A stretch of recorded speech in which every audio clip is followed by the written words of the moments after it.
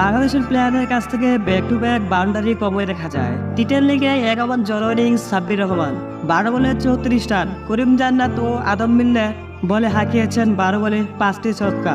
283 strike রেটে bat করেছে সাব্বির। দর্শক, টি10 লিগে হারে পড়ছে বিপক্ষে মাঠে নামে বাংলা টাইগার্স। এদিন দলে জায়গা মিললেও বাংলা টাইগার্সের 4 উইকেট পড়ে গেলে মাঠে নামেন সাব্বির রহমান।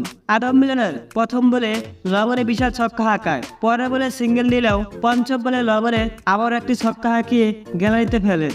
ইনিংসের 10 ওভার বল করতে আসেন করিম জান্নাত। করিম জান্নাতের পরপর 3টে বলে বিশাল ছক্কা মেরে গ্যালারিতে ছাদে ফেলেছিলেন। একেবারে তুলো করে ছাড়ায় নেই আফগান বলারকে। এমন hard hitter batting Bangladesh player Sabbir. এমন ব্যাটিং দেখে মুগ্ধ গ্যালারিতে বসে থাকা দর্শক। বাংলার মাটিতে এমন ব্যাটিং কমে দেখা গেলেও বাইরের লিগগুলোতে বাজিমাত করে যাচ্ছে বাংলাদেশের প্লেয়াররা। 120 রান করেও হারে পড়ছে বিপক্ষে হারতে হয় বাংলা টাইগার্সকে। 7 ম্যাচে 5টিতে জয় নিয়ে টি10 লিগে পয়েন্ট টেবিলে সবার উপরে অবস্থান করছে সাব্বিরের দল।